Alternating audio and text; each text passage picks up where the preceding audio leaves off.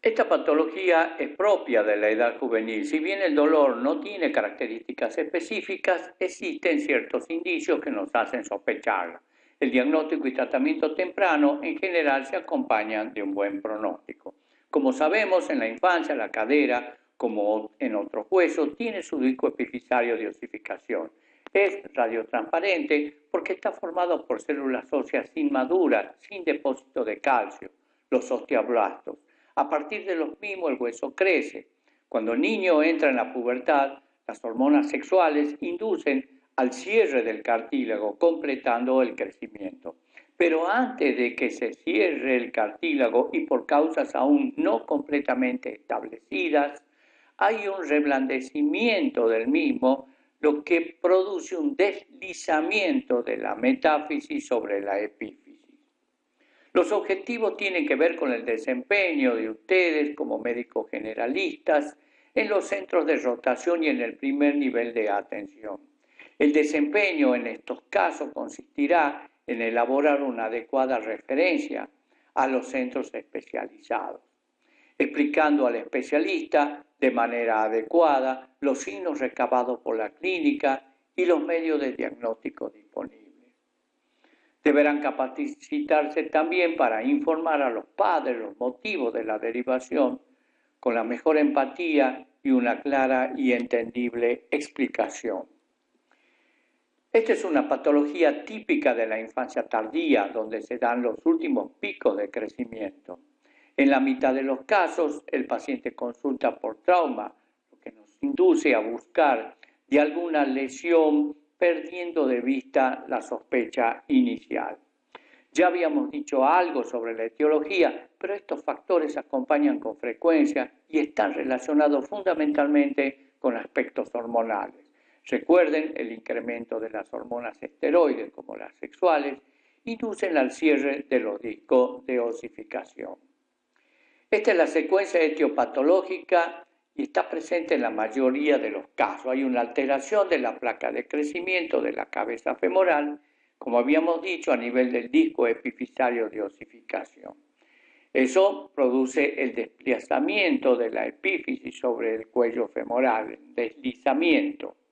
Acá estamos viendo el deslizamiento.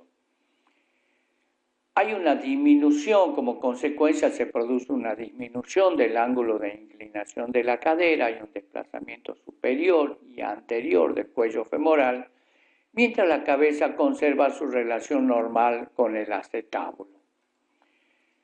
La etiología, algo habíamos dicho, hay dos hipótesis fundamentales que son la endocrinológica y la mecánica. Este es un chico con un síndrome adiposo genital, generalmente un gordito, que nos consulta porque le duele la cadera, lo cual nos tiene que hacer sospechar de esta patología.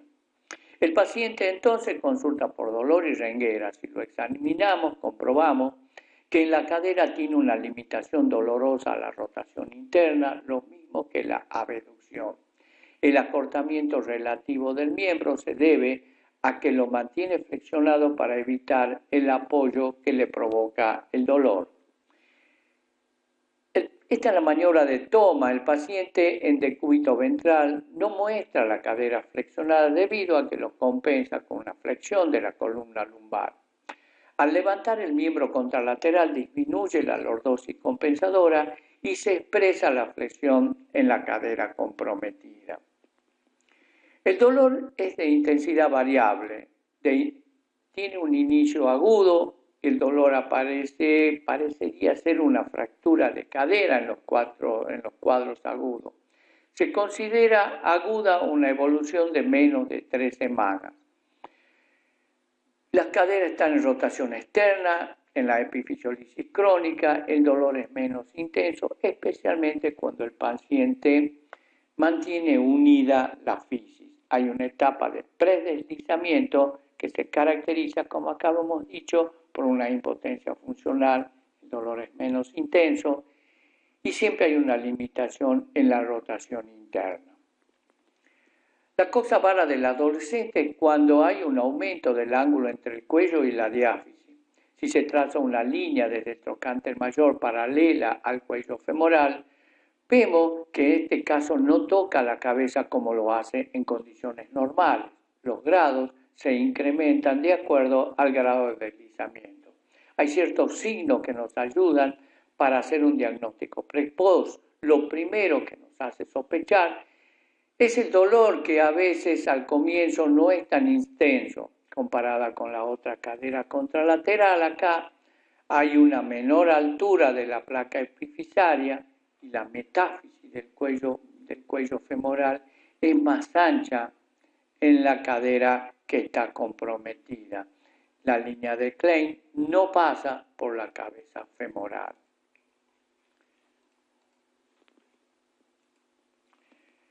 Se obtiene un par radiográfico, el frente de ambas caderas y el perfil del cuello femoral de cada cadera, es decir, mediante la posición de Lowenstein, en la cual el paciente está con las dos caderas flexionadas, tocando los pies con los talones, y el rayo penetra en la zona inguinal inmediatamente por encima de la cadera. Se trazan las líneas de Klein. La línea celeste corresponde a la cadera normal y la línea roja muestra el deslizamiento inicial. Acá muestra el deslizamiento inicial. La vista radiográfica y el esquema de deslizamiento en el perfil del cuello femoral. El grado de deslizamiento va a estar relacionado con el pronóstico de la enfermedad, como veremos. Los casos más avanzados van a requerir una reducción previa antes de realizar la osteosíntesis. Este es un paciente de 11 años con dolor en la cadera derecha, de 10 días de evolución. La vista en detalle de la radiografía de la cadera sintomática muestra el deslizamiento de la epífisis femoral. Vemos que la línea de Klein no toca la cabeza femoral. La inespecificidad de la sintomatología, especialmente en las epifisiolisis crónicas o en estudios por imágenes deficientes, pueden llevarnos a malinterpretar la sintomatología. Estas son patologías con las que hay que hacer el diagnóstico diferencial. Se le atribuye una amplia variedad de dolores, como los dolores de crecimiento. En general son leves y duran unos cuantos días. Las lesiones musculares, desgarros o distensiones ligamentarias, producto de actividades deportivas o juegos en esta edad, son frecuentes. La sintomatología no evidencia un dolor en la cadera.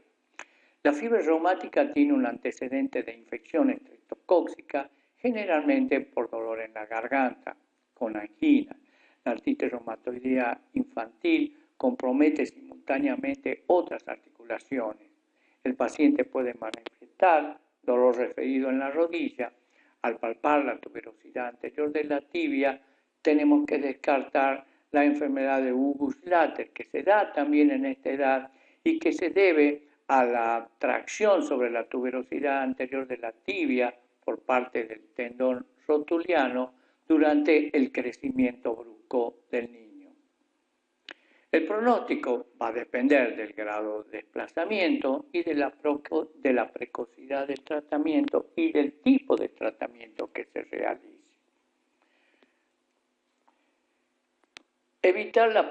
¿Cuáles son los objetivos del tratamiento? Hay que evitar la progresión del deslizamiento. Cuando el cierre definitivo del cartílago se haga, se tiene que hacer con la menor deformidad posible.